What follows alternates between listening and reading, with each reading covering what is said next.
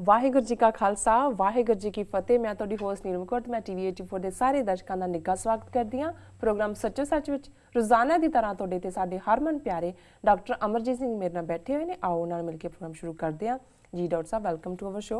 Thank you very much. जी doctor साहब, ਅੱਜ 10 ਜੂਨ 2014 28 ਜੇਠ ਨਾਨਕਸ਼ਾਹੀ ਸੰਮਤ 546 ਦਾ ਦਿਨ ਹੈ। ਜੀ ਡਾਕਟਰ ਸਾਹਿਬ, ਕੀ ਅੱਜ ਦਾ ਮੁੱਦਾ? ਅੱਜ ਤਿੰਨ ਪ੍ਰਮੁੱਖ ਖਬਰਾਂ ਜਿਹੜੀਆਂ ਮੇਰੀ ਨਜ਼ਰ ਚੋਂ ਗੁਜ਼ਰੀਆਂ ਨੇ ਉਹਨਾਂ ਦੇ ਉੱਤੇ ਮੈਂ ਸੰਖੇਪ ਟਿੱਪਣੀ ਕਰਨੀ ਚਾਹਾਂਗਾ ਜੀ। ਸਭ ਤੋਂ ਪਹਿਲੀ ਖਬਰ ਜਿਹੜੀ ਕਿ ਉਸ ਵਿਚਾਰਧਾਰਾ ਦੇ ਬਿਲਕੁਲ ਅਨੁਕੂਲ ਹੈ ਜਿਸ ਨੂੰ ਲੈ ਕੇ ਬੀਜੇਪੀ ਨੇ ਚੋਣਾਂ ਲੜੀਆਂ ਜੀ, ਔਰ ਜਿਹੜੀ ਉਹਨਾਂ ਦੀ ਮਾਂ ਪਾਰਟੀ ਜਿਹਨੂੰ ਕਹਿੰਦੇ ਨੇ RSS, ਉਸ ਦਾ ਪਿਛਲੇ ਲਗਭਗ 80-90 ਸਾਲ ਤੋਂ ਏਜੰਡਾ ਰਿਹਾ। ਬੇਸ਼ੱਕ ਇਹ ਗੱਲ ਕਿਸੇ RSS ਦੇ ਜਾਂ BJP ਦੇ ਮੈਂਬਰ ਪਾਰਲੀਮੈਂਟ ਨੇ ਨਹੀਂ ਕਹੀ, ਸ਼ਿਵ ਸੈਨਾ ਨੇ ਕਹੀ ਹੈ, ਪਰ ਸ਼ਿਵ ਸੈਨਾ RSS ਦਾ ਹੀ ਇੱਕ ਅਗੇਤਰ ਦਸਤਾ ਹੈ ਜਾਂ ਫਰੰਟਲ ਅਟੈਕ ਦੇਣ ਵਾਲਾ ਗਰੁੱਪ ਹੈ ਜਿਹੜਾ ਕਿ ਅੱਗੇ ਵੱਧ ਕੇ ਹਮਲਾ ਕਰਦੇ ਨੇ ਜਾਨ ਨਿਸਾਰਾਂ ਦੀ ਤਰ੍ਹਾਂ ਜੀ। ਤੇ ਫਿਰ ਜਿਹੜੀ BJP ਹੈ ਉਸ ਤੋਂ ਬਾਅਦ ਆਪਣੇ ਪਰ ਤੋਲਦੀ ਹੈ ਕਿ ਉਸ ਦੇ ਪਿੱਛੇ ਜਾਣਾ, ਉਹਨੂੰ ਉਹ ਨਕਾਰਦੇ ਵੀ ਨਹੀਂ ਤੇ ਜੇ ਪਿੱਛੇ ਜਾਣਾ ਹੁੰਦਾ ਫਿਰ ਉਹਦੀ ਸਲਾਹਤਾ ਕਰ ਦਿੰਦੇ ਨੇ ਔਰ ਉਸ ਰਸਤੇ ਤੇ ਆ ਜਾਂਦੇ ਨੇ। ਇਹੀ ਰਿਲੇਸ਼ਨਸ਼ਿਪ ਬਾਲ ਠਾਕਰੇ ਦੀ BJP ਤੇ ਹਿੰਦੂ ਤਵੀਆਂ ਨਾਲ ਰਹੀ। ਕਦੀ ਕਦਾਈ ਉਹ ਆਪਣਾ ਇੰਡੀਪੈਂਡੈਂਟ ਝੰਡਾ ਵੀ ਚੁੱਕ ਲੈਂਦੇ ਸੀ, ਜਿਵੇਂ ਪ੍ਰਤਿਭਾ ਸਿੰਘ ਜਦੋਂ ਪਿੱਛੇ ਬਣੀ ਹੈ ਪ੍ਰੈਜ਼ੀਡੈਂਟ ਹਿੰਦੁਸਤਾਨ ਦੀ, ਸੋ ਉਦੋਂ ਆਪੋਜੀਸ਼ਨ ਨੇ ਸਮੇਤ BJP ਆਪਣਾ ਕੈਂਡੀਡੇਟ ਖੜਾ ਕੀਤਾ, ਪ੍ਰਤਿਭਾ ਪਾਟਿਲ ਆਈ ਥਿੰਕ ਜੀ ਕੀਤਾ ਹੋਇਆ ਸੀ। ਲੇਕਿਨ ਸ਼ਿਵ ਸੈਨਾ ਨੇ ਕਿਹਾ ਜੀ ਉਹ ਪਹਿਲੀ ਮਰਾਠੀ ਔਰਤ ਹੈ ਜਿਹੜੀ ਪ੍ਰੈਜ਼ੀਡੈਂਟ ਬਣਨ ਲੱਗੀ ਹੈ, ਇਸ ਲਈ ਅਸੀਂ ਤਾਂ ਉਹਨੂੰ ਸਪੋਰਟ ਕਰਾਂਗੇ। ਸੋ ਇੰਨੀ ਕੁ ਲਿਬਰਟੀ ਲੈ ਲੈਂਦੇ ਨੇ, ਪਰ ਕੁੱਲ ਮਿਲਾ ਕੇ ਉਹਨਾਂ ਦਾ ਜਿਹੜਾ ਏਜੰਡਾ ਹੈ ਉਹ BJP ਨਾਲੋਂ ਵੀ ਜ਼ਿਆਦਾ ਵੋਕਲ, ਜਿਵੇਂ ਉਹਨੇ ਮੁਸਲਮਾਨਾਂ ਦੇ ਖਿਲਾਫ, ਸਿੱਖਾਂ ਦੇ ਖਿਲਾਫ। ਉਹੀ ਕਾਰਨ ਹੈ ਕਿ ਸ਼ਿਵ ਸੈਨਾ ਜਿਹੜੀ ਬੰਬੇ 'ਚ ਹੈ ਉਸ ਦੇ ਆਧਾਰ ਦੇ ਉੱਤੇ ਹੀ ਪੰਜਾਬ ਦੇ ਵਿੱਚ ਵੀ 1980 'ਚ ਪਵਨ ਕੁਮਾਰ ਤੇ ਇਸ ਕਿਸਮ ਦੇ ਸੁਰਿੰਦਰ ਬਿੱਲਾ ਇੱਦਾਂ ਦੇ ਜਿਹੜੇ ਕ੍ਰਿਮੀਨਲ ਸੀ ਉਹਨਾਂ ਨੇ ਆਪਣੇ ਆਪ ਨੂੰ ਸ਼ਿਵ ਸੈਨਾ ਪੰਜਾਬ ਬਣਾ ਕੇ ਬਾਲ ਠਾਕਰੇ ਤੋਂ ਆਸ਼ੀਰਵਾਦ ਲਿਆ ਹੋਇਆ ਸੀ। ਹਾਲਾਂ ਬਾਲ ਠਾਕਰੇ ਕਦੇ ਪੰਜਾਬ ਨਹੀਂ ਆਇਆ ਔਰ ਉਹਨੇ ਸਿੱਧੇ ਤੌਰ 'ਤੇ ਕੋਈ ਗੱਲ ਈਵਨ ਪਿੰਡਰਾਂ ਵਾਲਿਆਂ ਦੇ ਖਿਲਾਫ ਵੀ ਨਹੀਂ ਕਹੀ, ਪਰ ਇਹ ਜਿਹੜੇ ਨੇ ਇਸ ਕਿਸਮ ਦਾ ਉਹਨਾਂ ਦਾ ਤਰੀਕਾ ਹੈ। ਸੋ ਹੁਣ ਜਿਹੜੀ ਗੱਲ ਦਾ ਅਸੀਂ ਜ਼ਿਕਰ ਕਰ ਰਹੇ ਹਾਂ ਔਰ ਜਿਹੜੀ ਅੱਜ ਦੀ ਪ੍ਰਮੁੱਖ ਖਬਰ ਹੈ, ਸ਼ਿਵ ਸੈਨਾ ਦੇ ਮੈਂਬਰ ਪਾਰਲੀਮੈਂਟ ਨੇ ਪ੍ਰਤਾਪ ਰਾਓ ਗਣਪਤ ਰਾਓ, ਇਹ ਵੀ ਇਹਨਾਂ 'ਚ ਹੁੰਦਾ ਹੈ ਜਿਹਦੇ 'ਚ ਪਿਓ ਦਾ ਨਾਮ ਵੀ ਨਾਲ ਲਿਖਿਆ ਹੁੰਦਾ ਜੀ। ਸੋ ਪਾਰਲੀਮੈਂਟ ਦੇ ਵਿੱਚ ਜਦੋਂ ਪ੍ਰੈਜ਼ੀਡੈਂਟ ਦੇ ਭਾਸ਼ਣ ਦੇ ਉੱਤੇ ਰਾਸ਼ਟਰਪਤੀ ਨੇ ਪਾਰਲੀਮੈਂਟ ਦੇ ਵਿੱਚ ਭਾਸ਼ਣ ਦਿੱਤਾ, ਜਿਹੜਾ ਸਰਕਾਰ ਨੇ ਤਿਆਰ ਕੀਤਾ ਹੁੰਦਾ, ਉਹਨੂੰ ਰਾਸ਼ਟਰਪਤੀ ਤਾਂ ਪੜ੍ਹਦਾ ਹੀ ਹੈ ਜੀ, ਉਸ ਦੇ ਉੱਤੇ ਬਹਿਸ ਦੇ ਦੌਰਾਨ ਇਸ ਸ਼ਿਵ ਸੈਨਾ ਦੇ MP ਨੇ ਇਹ ਗੱਲ ਕਹੀ ਔਰ ਮੈਂ ਉਸ ਦੀ ਐਗਜ਼ੈਕਟ ਕੋਟ ਦੇਣਾ ਚਾਹੁੰਦਾ ਤਾਂ ਕਿ ਇਹ ਸਾਨੂੰ ਨਾ ਕਿਹਾ ਜਾਏ ਵੀ ਅਸੀਂ ਕੋਈ ਮਿਸ ਕੋਟ ਕੀਤਾ ਜੀ। ਉਸ ਨੇ ਇਹ ਆਪਣੇ ਬਿਆਨ ਦੇ ਵਿੱਚ ਕਿਹਾ ਪਾਰਲੀਮੈਂਟ 'ਚ, ਸਾਡੇ ਤੇ ਫਿਰਕੂ ਸਿਆਸਤ ਕਰਨ ਦਾ ਦੋਸ਼ ਲਾਉਣ ਵਾਲਿਆਂ ਨੂੰ ਦੇਸ਼ ਦੇ ਲੋਕਾਂ ਨੇ ਨਕਾਰ ਦਿੱਤਾ ਹੈ। ਲੋਕਾਂ ਨੇ ਹਿੰਦੂਤਵਾ ਦੇ ਹੱਕ ਵਿੱਚ ਫਤਵਾ ਦਿੱਤਾ ਹੈ, ਇਸ ਲਈ ਲਾਲ ਕਿਲੇ ਤੇ ਹੁਣ ਤਿਰੰਗੇ ਝੰਡੇ ਦੀ ਥਾਂ ਤੇ ਭਗਵਾ ਝੰਡਾ ਲਹਿਰਾਇਆ ਜਾਣਾ ਚਾਹੀਦਾ ਹੈ ਜੀ। ਸੋ ਉਹਨੇ ਸਪਸ਼ਟਤਾ ਨਾਲ ਕਿਹਾ ਕਿ ਜੀ ਲੋਕਾਂ ਨੇ ਤਾਂ ਵੋਟ ਹਿੰਦੂਤਵਾ ਨੂੰ ਪਾਈ ਹੈ। ਹਿੰਦੂਤਵਾ ਦਾ ਮਤਲਬ ਹੈ ਵੀ ਜਿਹੜੀ ਸੈਕੂਲਰ ਆਈਡੀਓਲੋਜੀ ਸੀ ਭਾਰਤ ਦੀ ਉਹਨੂੰ ਰਿਜੈਕਟ ਕਰ ਦਿੱਤਾ ਲੋਕਾਂ ਨੇ, ਤੇ ਜੇ ਹੁਣ ਹਿੰਦੂਤਵਾ ਦੀ ਵਿਚਾਰਧਾਰਾ ਨੂੰ ਲੋਕਾਂ ਨੇ ਆਪਣਾ ਸਮਰਥਨ ਦਿੱਤਾ ਹੈ ਤੇ ਇਹ ਸੈਕੂਲਰ ਵਿਚਾਰਧਾਰਾ ਦਾ ਪ੍ਰਤੀਕ ਜਿਹੜਾ ਤਿਰੰਗਾ ਬਣਿਆ ਹੋਇਆ ਜਿਹਦਾ ਹਰਾ ਰੰਗ ਮੁਸਲਮਾਨਾਂ ਦਾ, ਉਹਨੂੰ ਕੱਢੋ ਬਾਹਰ, ਇਹਨੂੰ ਲਾਓ ਥੱਲੇ ਲਾਲ ਕਿਲੇ ਦੇ ਔਰ ਸਾਡਾ ਭਗਵਾ ਝੰਡਾ ਲਾ ਦਿਓ ਜੀ।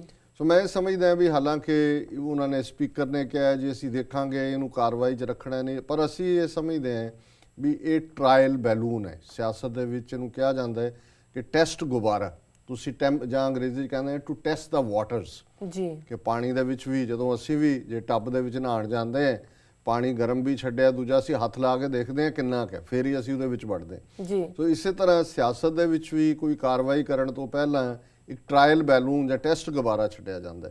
ਸੋ ਅਸੀਂ ਸਮਝਦੇ ਹਾਂ ਕਿ ਇਹ ਅਲਟੀਮੇਟਲੀ ਜਿਹੜਾ BJP ਦਾ ਗੋਲ ਹੈ RSS ਦੀ ਬਦੌਲਤ, ਕਿਉਂਕਿ ਉਹਨਾਂ ਦੀ ਵਿਚਾਰਧਾਰਾ ਹੈ ਕਿ ਭਾਰਤ ਨੂੰ ਇੱਕ ਹਿੰਦੂ ਰਾਸ਼ਟਰ ਐਲਾਨਣਾ, ਭਾਰਤ ਦੇ ਵਿੱਚ ਜਿਹੜੇ ਘੱਟ ਗਿਣਤੀਆਂ ਨੂੰ ਥੋੜ੍ਹੀ ਬਹੁਤ ਸਹੂਲਤ, ਉਹ ਭਾਵੇਂ ਆਰਟੀਕਲ 370 ਦੇ ਥੱਲੇ ਜੰਮੂ ਕਸ਼ਮੀਰ 'ਚ ਹੈ, ਮੁਸਲਿਮ ਪਰਸਨਲ ਲਾਅ ਹੈ, ਕ੍ਰਿਸਚੀਅਨ ਪਰਸਨਲ ਲਾਅ ਹੈ, ਈਵਨ ਪਰਸ਼ੀਅਨਸ ਦਾ, ਪਾਰਸੀਆਂ ਦਾ, ਉਹਨੂੰ ਸਭ ਨੂੰ ਖਤਮ ਕਰਕੇ ਜਿਹੜਾ ਯੂਨੀਫਾਈਡ ਸਿਵਲ ਕੋਡ ਦੀ ਗੱਲ ਹੁੰਦੀ ਹੈ, ਇਹਦਾ ਮਤਲਬ ਹੈ ਵੀ ਉਹ ਸਹੂਲਤਾਂ ਵੀ ਖਤਮ ਕਰਨਾ ਜੀ। ਔਰ ਹੁਣ ਉਹਨਾਂ ਨੇ ਗੱਲ ਹੀ ਪਹਿਲਾਂ ਝੰਡੇ ਤੋਂ ਸ਼ੁਰੂ ਕੀਤੀ ਕਿ ਪਹਿਲਾਂ ਜਿਹਦਾ ਝੰਡਾ ਹੈ ਉਹਦਾ ਡੰਡਾ ਹੈ।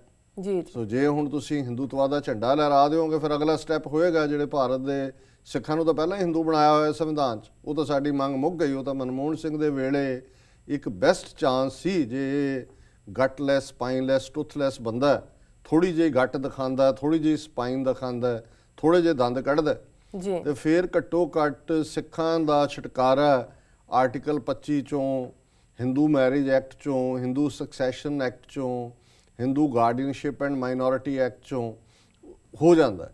ਲੇਕਿਨ ਇਹਨੇ ਬਿਲਕੁਲ ਹੀ, ਔਰ ਮੁਹਾਇਨੀ ਇੱਕ ਕੌਣ ਲਾ ਮਿਨਿਸਟਰ ਸੀ, ਉਹਨੇ ਕਿਤੇ ਪ੍ਰਾਈਵੇਟਲੀ ਕਿਹਾ ਕਿ ਜੀ ਅਸੀਂ ਤਾਂ ਅਬਲਾਈਜ ਵੀ ਕਰਨਾ ਚਾਹੁੰਦੇ ਸੀ ਪ੍ਰਾਈਮ ਮਿਨਿਸਟਰ ਨੂੰ, ਸਿੱਖਾਂ ਨੇ ਕੋਈ ਇਹਦੇ 'ਚ ਦਿਖਾਇਆ ਨਹੀਂ, ਐਵੇਂ ਇਹੀ ਮੰਗ ਕਰਕੇ ਜੀ ਸਾਡੀ ਰਜਿਸਟ੍ਰੇਸ਼ਨ ਵਿਆਹਾਂ ਦੇ ਵਿੱਚ ਸੈਪਰੇਟ ਹੋਏ, ਉੱਥੇ ਗੱਲ ਮੁਕਾ ਦਿੱਤੀ। ਜੀ ਨਹੀਂ ਤਾਂ ਈਵਨ ਲਾਅ ਮਿਨਿਸਟਰ ਜਿਹੜਾ ਮੋਇਲੀ, ਉਹ ਰੈਡੀ ਸੀ ਕਿ ਸਿੱਖਾਂ ਨੂੰ ਉਹਨਾਂ ਦਾ ਪਰਸਨਲ ਜਿਹੜਾ ਆਨਲਾਈਨ ਮੁਸਲਮਾਨਾਂ ਔਰ ਦੂਸਰਿਆਂ ਦੇ ਦਿੱਤਾ ਜਾਏ ਤਾਂ ਕਿ ਹਿੰਦੂ ਐਕਟਸ ਤੋਂ ਛੁਟਕਾਰਾ ਹੋਏ। ਸੋ ਉਹ ਸਾਡਾ ਚਾਂਸ ਤਾਂ ਖਤਮ ਹੋ ਗਿਆ ਜੀ। ਉਹ ਤਾਂ ਹੁਣ ਮੋਦੀ ਦੇ ਥੱਲੇ ਤੋਂ ਜਿਹੜੇ ਹੈਗੇ ਨੇ ਐਕਟ ਉਹਨੇ ਉਹ ਤੋੜਨ ਨੂੰ ਫਿਰਦੇ ਨੇ।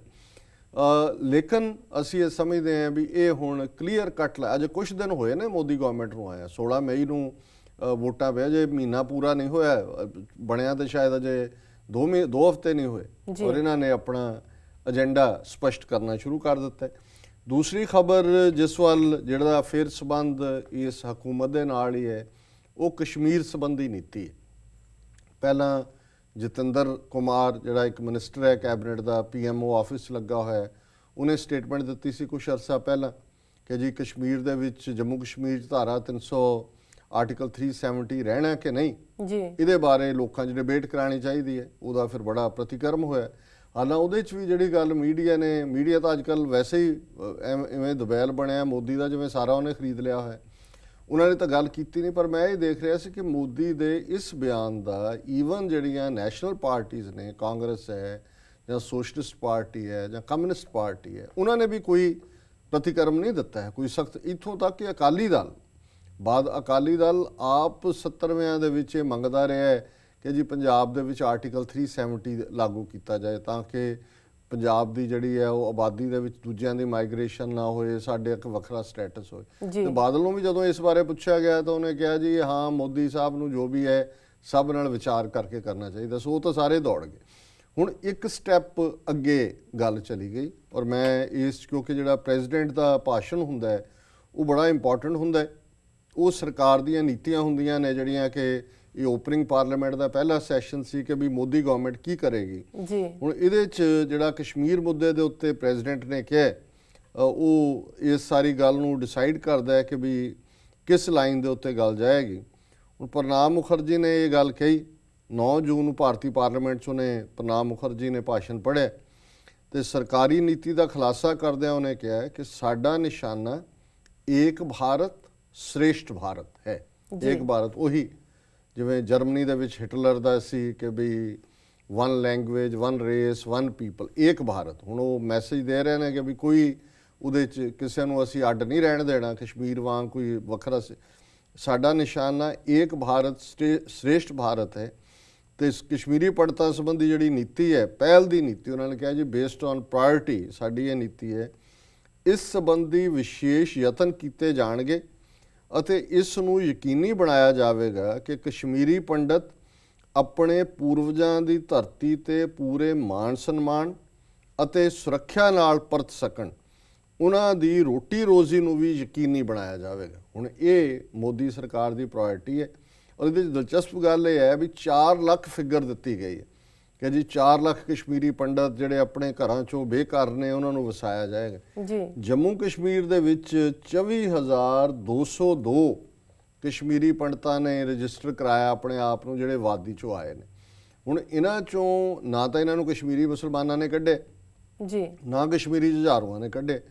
1990ਵਿਆਂ ਦੇ ਵਿੱਚ ਜਦੋਂ ਜਗਮੋਹਨ ਜੰਮੂ ਕਸ਼ਮੀਰ ਦਾ ਗਵਰਨਰ ਸੀ, ਔਰ ਇਹ ਉਹੀ ਜਗਮੋਹਨ ਹੈ ਜਿਹਨੇ ਦਿੱਲੀ ਦੇ ਵਿੱਚ ਤੁਰਕਮਾਨ ਗੇਟ ਲੈਵਲ ਕੀਤਾ ਸੀ, ਸੰਜੇ ਗਾਂਧੀ ਦਾ ਯਾਰ ਪੱਕਾ, ਐਮਰਜੈਂਸੀ ਦੀਆਂ ਜ਼ਿਆਦਤੀਆਂ ਲਈ ਜ਼ਿੰਮੇਵਾਰ ਜੀ, ਜ਼ਬਰਦਸਤੀ, ਵੈਸੈਕਟਮੀ, ਟਬੈਕਟਮੀ, ਨਸਬੰਦੀ, ਨਲਬੰਦੀ ਆਪਰੇਸ਼ਨ ਕਰਨ ਵਾਲੇ।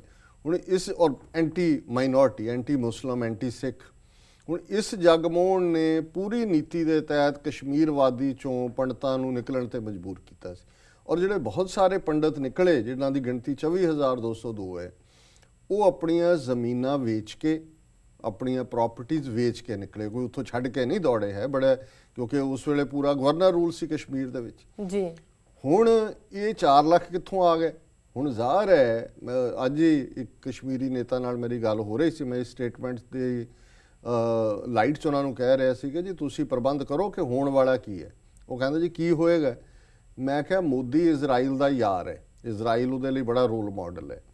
ਇਜ਼ਰਾਈਲ ਨੇ ਕੀ ਕੀਤਾ ਹੈ ਕਿ ਵੈਸਟ ਬੈਂਕ ਤੇ ਗਾਜ਼ਾ ਜਿਹੜੀਆਂ ਮੁਸਲਮਾਨ ਆਬਾਦੀਆਂ ਨੇ, ਉਹਨਾਂ ਦੇ ਵਿਚਕਾਰ ਜਿੱਥੇ ਜਿੱਥੇ ਖਾਲੀ ਜ਼ਮੀਨ, ਜਿੱਥੇ ਉਹਨਾਂ ਦੀ ਆਬਾਦੀ ਨਹੀਂ ਹੈ, ਉੱਥੇ ਉਹਨਾਂ ਨੇ ਬਸਤੀਆਂ ਬਣਾਤੀਆਂ ਯਹੂਦੀਆਂ ਦੀਆਂ ਜੀ। ਚਾਰ ਚੁਫੇਰੇ ਇਜ਼ਰਾਈਲੀ ਫੌਜ ਲਾਤੀ ਔਰ ਟੈਂਕ ਖੜੇ ਕਰ ਦਿੱਤੇ। ਹੁਣ ਉਹ ਬਸਤੀਆਂ ਦੇ ਵਿੱਚ ਸਭ ਸਹੂਲਤਾਂ ਨੇ, ਪੈਸਾ ਵੀ ਆ ਰਿਹਾ, ਕਾਰੋਬਾਰ ਵੀ ਹੋ ਰਿਹਾ, ਤੇ ਇਸ ਤਰ੍ਹਾਂ ਉਹਨਾਂ ਨੇ ਕਈ ਬਸਤੀਆਂ, ਕਿੰਨੇ ਲੱਖ ਯਹੂਦੀ ਜਿਹੜਾ ਹੈ ਉਹ ਮੁਸਲਮਾਨਾਂ ਦੇ ਇਲਾਕੇ 'ਚ ਜਾ ਕੇ ਵਸਾ ਦਿੱਤਾ ਹੈ, ਔਰ ਪੂਰੇ ਉਹ ਪ੍ਰੋਟੈਕਟਿਡ ਨੇ। ਉਹ ਫਲਸਤੀਨੀਆਂ ਦੇ ਪੱਲੇ ਕੀ, ਉਹਨਾਂ ਨੂੰ ਕਿਵੇਂ ਚੈਲੰਜ ਕਰ ਸਕਦੇ ਨੇ?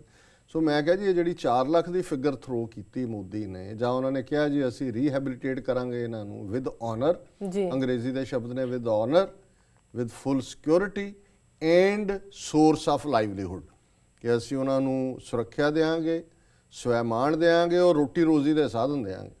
ਹੁਣ ਇਹ ਤਾਂ ਸੋਚਿਆ ਨਹੀਂ ਜਾ ਸਕਦਾ ਕਿ ਕਸ਼ਮੀਰੀ ਮੁਸਲਮਾਨਾਂ 'ਚ ਜਾ ਕੇ ਜਿੱਥੇ ਘਰ ਵੇਚ ਕੇ ਆਏ ਨੇ, ਉਹਨਾਂ ਦੇ ਅੰਦਰ ਤਾਂ ਘਰ ਖਰੀਦਣੋਂ ਰਹੇ ਜੀ। ਜਾਂ ਇੰਨਾ ਪੰਡਤ ਬਹਾਦਰ ਨਹੀਂ ਹੈ ਕਿਉਂਕਿ ਆਪ ਦੌੜਿਆ ਉੱਥੋਂ ਜਾਂ ਦੌੜਾਇਆ ਗਿਆ ਹੈ, ਔਰ ਉਹਨਾਂ ਦੇ ਖਿਲਾਫ ਬੋਲਦਾ ਰਿਹਾ ਕਿ ਉਹਨਾਂ ਦੇ ਵਿੱਚ ਬਹਿ ਕੇ ਉਹਨਾਂ ਦੀ ਵਿਰੋਧਤਾ, ਇਵੇਂ ਨਹੀਂ ਹੋਏਗਾ। ਜਿਵੇਂ ਇਜ਼ਰਾਈਲ ਨੇ ਗਾਜ਼ਾ ਔਰ ਫਲਸਤੀਨ ਦੇ ਵਿੱਚ ਬਸਤੀਆਂ ਬਣਾਈਆਂ ਯਹੂਦੀਆਂ ਦੀਆਂ, ਔਰ ਚਾਰ ਚੁਫੇਰੇ ਆਰਮੀ ਲਾ ਕੇ ਪ੍ਰੋਟੈਕਟ ਕੀਤਾ ਹੈ। ਇਹ 4 ਲੱਖ ਜਿਹੜੀ ਗਿਣਤੀ ਇਹਨਾਂ ਨੇ ਦਿੱਤੀ ਹੈ, ਯੂਪੀ ਤੇ ਬਿਹਾਰ ਦੇ ਪੰਡਤ ਜਾਂ ਜਿਹੜੇ ਕੋਈ ਹੋਰ ਹੋਣਗੇ, ਧੋਤੀਆਂ ਬਣਾ ਪਵਾ ਕੇ ਪੰਡਤ ਬਣਾ ਦੇਣਗੇ ਜੀ। ਉਹਨਾਂ ਨੂੰ ਲਿਜਾ ਕੇ ਇਹ ਉੱਥੇ ਸੇਫ ਆਬਾਦੀਆਂ ਬਣਾਉਣਗੇ, ਸਿਕਿਉਰਿਟੀ ਜ਼ੋਨ, ਔਰ ਉਹਨਾਂ ਦੇ ਵਿੱਚ ਆਰਮੀ ਰੱਖਣਗੇ ਚਾਰ ਚੁਫੇਰੇ, ਉਹਨਾਂ ਨੂੰ ਸਾਰੀਆਂ ਸਹੂਲਤਾਂ ਪ੍ਰੋਵਾਈਡ ਕਰਨਗੇ, ਅੰਦਰ ਲਾ ਦੇਣਗੇ, ਫੈਕਟਰੀਆਂ ਲਾ ਦੇਣ, ਕੁਛ ਲਾ ਦੇਣ, ਤਾਂ ਕਿ ਇਹ 4 ਲੱਖ ਦੀ ਗਿਣਤੀ ਜਦੋਂ ਕੱਲ ਨੂੰ ਕਦੇ ਰਾਏਸ਼ੁਮਾਰੀ ਦੀ ਜਾਂ ਦੂਜੀ ਹੁੰਦੀ ਜੇ, ਇਹ ਤਾਂ ਕਸ਼ਮੀਰੀ ਨੇ ਜੀ, ਇਹ ਵੀ ਵੋਟ 'ਚ ਹਿੱਸਾ ਲੈਣਗੇ ਵੀ ਕਸ਼ਮੀਰ ਨੇ ਕਿੱਧਰ ਜਾਣਾ। ਹੁਣ ਇਹ ਜਿਹੜਾ ਪਾਰਟ ਹੈ, ਔਰ ਇਹ ਉਦੋਂ ਤੱਕ ਹੀ ਹੈ ਜਦੋਂ ਤੱਕ ਆਰਟੀਕਲ 370 ਟੁੱਟਦਾ ਨਹੀਂ, ਕਿਉਂਕਿ ਹੁਣ ਰਾਜ ਸਭਾ ਦੇ ਵਿੱਚ ਮੈਜੋਰਿਟੀ ਨਹੀਂ ਹੈ ਬੀਜੇਪੀ ਦੇ ਕੋਲ, ਸੋ ਸੰਵਿਧਾਨ ਦੇ ਵਿੱਚ ਅਜੇ ਤਬਦੀਲੀ ਨਹੀਂ ਹੋ ਸਕਦੀ, they will wait for some time ਜੀ। ਲੇਕਿਨ ਉਦੋਂ ਤੱਕ ਜਾਣ ਤੋਂ ਪਹਿਲਾਂ ਇਹ ਜਿਹੜਾ ਹੈ ਇਹ ਪ੍ਰਬੰਧ ਕਰਨਗੇ ਤਾਂ ਕਿ ਜਿਹੜਾ ਕਸ਼ਮੀਰੀਆਂ ਦਾ ਇਹ ਕੰਮ ਕਰ ਦੇਣਗੇ। ਇਹਦੇ 'ਚ ਹੁਣ ਕੋਈ ਸ਼ੱਕ ਨਹੀਂ ਹੈ। ਪ੍ਰੈਜ਼ੀਡੈਂਟ ਐਡਰੈਸ ਵੀ ਜਿਹੜਾ ਹੈ ਉਹਨੂੰ ਟੌਪ ਪ੍ਰਾਇੋਰਟੀ ਦਿੰਦਾ। ਔਰ ਗੱਲ ਇਹ ਜਿਹੜੀ ਬੜਾ ਆਸਾਨ ਦੀ ਕਰਦੇ ਨੇ 370 ਦੀ, ਅੱਜ ਹੀ ਮੈਨੂੰ ਕਸ਼ਮੀਰੀ ਨੇਤਾ ਦੱਸ ਰਿਹਾ ਸੀ, ਮੈਨੂੰ ਇਸ ਗੱਲ ਦਾ ਪਤਾ ਨਹੀਂ ਸੀ ਅੱਜ ਤੱਕ, ਕਿ ਜਿਹੜਾ ਪਾਕਿਸਤਾਨ ਦੇ ਵਿੱਚ ਕਸ਼ਮੀਰ ਹੈ, ਜਿਹਨੂੰ ਆਜ਼ਾਦ ਕਸ਼ਮੀਰ ਕਿਹਾ ਜਾਂਦਾ ਹੈ, ਉਹਨਾਂ ਦੀ ਨੈਸ਼ਨਲ ਅਸੈਂਬਲੀ ਨੇ ਕਸ਼ਮੀਰ ਦਿਆਂ ਨੇ ਵੀ ਪਾਸ ਕੀਤਾ ਹੋਇਆ ਹੈ, ਪਾਕਿਸਤਾਨ ਵਾਲੇ ਕਸ਼ਮੀਰ 'ਚ ਵੀ ਕੋਈ ਪਾਕਿਸਤਾਨੀ ਜਾ ਕੇ ਜ਼ਮੀਨ ਨਹੀਂ ਖਰੀਦ ਸਕਦਾ ਜਾਂ ਰਹਿ ਨਹੀਂ ਸਕਦਾ ਜੀ।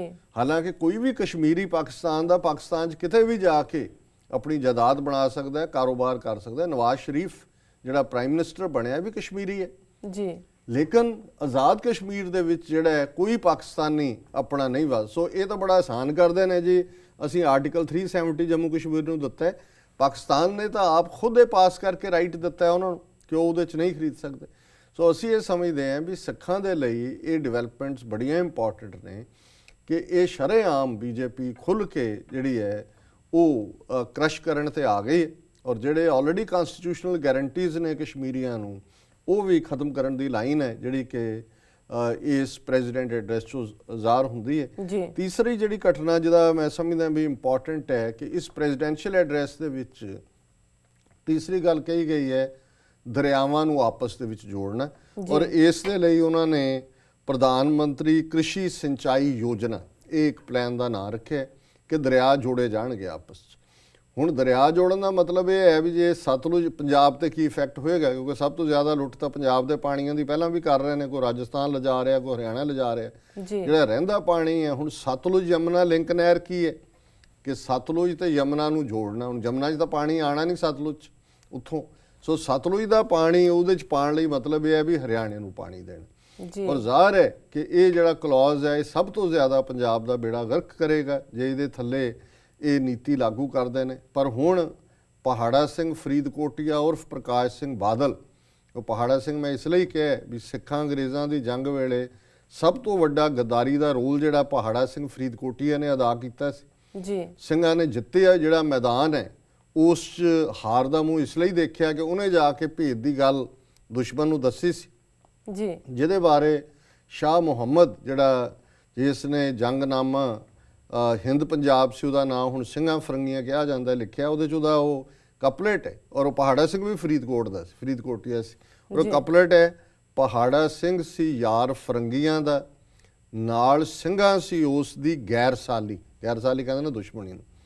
ਪਹਾੜਾ ਸਿੰਘ ਸੀ ਯਾਰ ਫਰੰਗੀਆਂ ਦਾ, ਨਾਲ ਸਿੰਘਾਂ ਸੀ ਉਸ ਦੀ ਗੈਰਸਾਲੀ।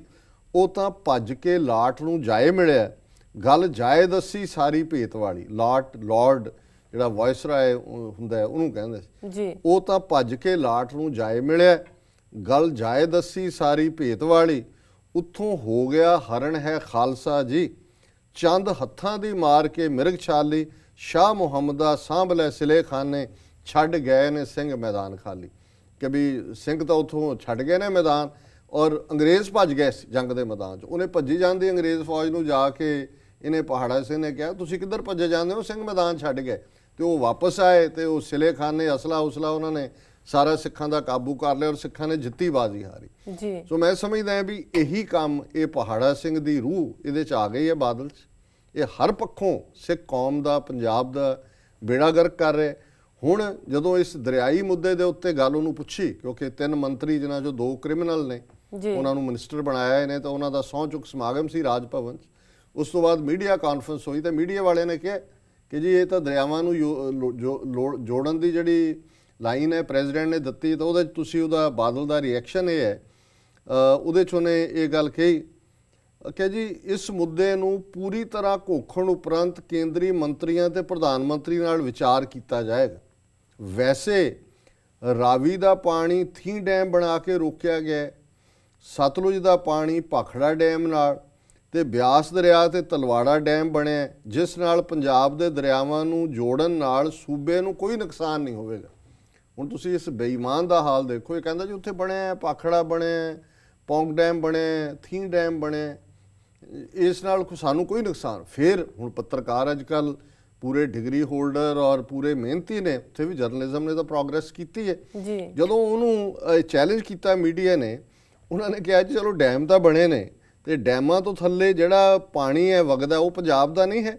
ਉਹਨਾਂ ਨੇ ਕਿਹਾ ਜਿਵੇਂ ਰੋਪੜ ਤੇ ਸਤਲੁਜ ਦਾ ਪਾਣੀ ਰੋਕ ਕੇ 2 ਨਹਿਰਾਂ ਕੱਢੀਆਂ ਗਈਆਂ, ਸਤਲੁਜ ਦਾ ਪਾਣੀ ਜਿਹੜਾ ਡੈਮ 'ਚੋਂ ਆਇਆ ਹੈ ਵੀ 2 ਨਹਿਰਾਂ ਰੋਪੜ 'ਚ ਕੱਢੀਆਂ ਗਈਆਂ ਨੇ, ਇਸੇ ਤਰ੍ਹਾਂ ਬਿਆਸ ਤੋਂ ਥੱਲੇ ਕੰਢੀ ਨਹਿਰ ਦਾ ਪਾਣੀ ਪੰਜਾਬ ਲਈ ਵਰਤਿਆ ਜਾਂਦਾ। ਇਹ ਜਿਸ ਤੋਂ ਪੰਜਾਬ ਨੂੰ ਹੱਥ ਧੋਣੇ ਪੈਣਗੇ। ਮੀਡੀਆ ਨੇ ਕਿਹਾ ਵੀ ਜੇ ਇਹੀ ਫਾਰਮੂਲਾ ਤੁਹਾਡਾ ਜੀ ਡੈਮ ਉੱਤੇ ਬਣ ਗਏ ਤਾਂ ਆਹ ਜਿਹੜੀਆਂ ਨਹਿਰਾਂ ਦਾ ਪਾਣੀ ਹੈ, ਤੇ ਜਦੋਂ ਹੁਣ ਚਾਰੇ ਪਾਸਿਓਂ ਘਿਰ ਗਿਆ ਉਹ, ਤੇ ਫਿਰ ਬਾਦਲ ਕਹਿੰਦਾ ਸੂਬਿਆਂ ਦੇ ਰਿਪੇਰੀਅਨ ਹੱਕਾਂ ਤੋਂ ਕੋਈ ਵੀ ਕੇਂਦਰ ਸਰਕਾਰ ਅਣਗਹਿਲੀ ਨਹੀਂ ਕਰ ਸਕਦੀ, ਅਸੀਂ ਕੇਂਦਰ ਸਰਕਾਰ ਨਾਲ ਗੱਲਬਾਤ ਕਰਾਂਗੇ। ਹੁਣ ਇਹਦਾ ਹੁਣ ਫਿਰ ਰਿਪੇਰੀਅਨ ਤੇ ਆ ਗਿਆ ਕਿ ਜੀ ਉਹ ਇੰਟਰਨੈਸ਼ਨਲ ਲਾ ਉਹ ਗੜਬੜ ਉਹ ਦੇ ਰਹੇ ਨੇ। ਉਹਨਾਂ ਨੇ ਯੋਜਨਾ ਪ੍ਰੈਜ਼ੀਡੈਂਟ ਤੋਂ ਆਪਣੀ ਸਕੀਮ ਜਿਹੜੀ ਆ ਉਹ ਪੜਵਾਈ ਹੈ, ਜਿਹਦੇ 'ਚ ਤੇਰੀ ਨੋਹ ਬੈਠੀ ਹੋਈ ਹੈ ਉਹਨਾਂ ਦੇ ਸਿਸਟਮ ਦਾ ਹਿੱਸਾ ਬਣ ਕੇ। ਔਰ ਤੂੰ ਕਹਿ ਰਿਹਾ ਜੇ ਅਸੀਂ ਕੇਂਦਰ ਨਾਲ ਡੂੰਘੀ ਵਿਚਾਰ, ਇਹ ਕੋਈ ਨਵੀਂ ਵਿਚਾਰ ਹੈ? ਅਟਲ ਬਿਹਾਰੀ ਵਾਜਪਾਈ ਦੀ ਸਰਕਾਰ ਵੇਲੇ ਵੀ ਉਹਨਾਂ ਦੀ ਇਹੀ ਯੋਜਨਾ ਸੀ ਦਰਿਆਵਾਂ ਨੂੰ ਕਰਨ ਦਾ। ਸੋ ਅਸੀਂ ਇਹ ਕਨਕਲੂਡ ਕਰੀਏ ਕਿ ਵੀ ਅੱਜ ਸਾਡੀ ਕੌਮੀ ਹਾਲਤ ਇਹ ਹੋਈ ਹੈ, ਅੱਖਾਂ ਬੰਦ ਕੀਤੀਆਂ ਸਾਡੇ ਵੱਡੇ ਤਬਕੇ ਨੇ। ਔਰ ਮੇਰੇ ਰਹਿ ਕੇ ਮੇਰੇ ਜ਼ਿਹਨ 'ਚ ਉਹ ਸ਼ੇਅਰ ਉਰਦੂ ਦਾ ਬਾਰ-ਬਾਰ ਆ ਰਿਹਾ ਕਿ ਵੀ ਸਾਡਾ ਹਾਲ ਅੱਜ ਇਹ ਹੈ ਕਿ ਹਰ ਸ਼ਾਖ पे उल्लू बैठा है, अंजामे गुलिस्तां क्या होगा, बर्बाद गुलिस्तां करने को जब एक ही उल्लू काफ़ी है। जी जी बिल्कुल। जिधर देखो आ सारे अकाली दल च पंजाब च जो नज़र मारो सब उल्लूआं दा जिहड़ा उही है, हर बाग च बैठे ने और सारा पंजाब उजाड़िया होया है, पानी उजाड़ लुट्टण दी अगों लाइन है। सो ये जिहड़ा ये तीनों ही मुद्दे जिहड़े कि प्राइम मिनिस्टर दी स्पीच चों निकलदे ने, 2 ਦੀ ਸਪੀਚ ਨੇ, ਇੱਕ ਜਿਹੜਾ ਪਾਰਲੀਮੈਂਟ ਦੇ ਵਿੱਚ ਭਗਵਾ ਝੰਡਾ ਲਹਿਰਾਉਣ ਦਾ, ਇਹ 2 ਹਫ਼ਤੇ ਦੇ ਮੋਦੀ ਦੇ ਸਰਕਾਰ ਬਣਨ ਤੋਂ ਬਾਅਦ ਏਜੰਡੇ 'ਚ ਸਾਹਮਣੇ ਆ ਗਏ ਕਿ ਆਹ ਲਾਈਨ ਹੈ ਜਿਹਦੇ ਤੇ ਇਹਨਾਂ ਨੇ ਦੇਸ਼ ਨੂੰ ਤੋਰਨਾ। ਜੀ ਡਾਕਟਰ ਸਾਹਿਬ ਤੁਹਾਡਾ ਬਹੁਤ ਬਹੁਤ ਧੰਨਵਾਦ, ਤੁਸੀਂ ਅੱਜ ਦਾ ਅਹਿਮ ਮੁੱਦਾ ਸਾਡੇ ਦਰਸ਼ਕਾਂ ਨਾਲ ਸਾਂਝਾ ਕੀਤਾ। ਇਸ ਦੇ ਨਾਲ ਲੈਣੇ ਆ ਬ੍ਰੇਕ। ਵੀਅਰਸ ਤੁਸੀਂ ਕਿਤੇ ਨਹੀਂ ਜਾਣਾ, ਮਿਲਦੇ ਹਾਂ ਕਮਰਸ਼ੀਅਲ ਬ੍ਰੇਕ ਤੋਂ ਬਾਅਦ।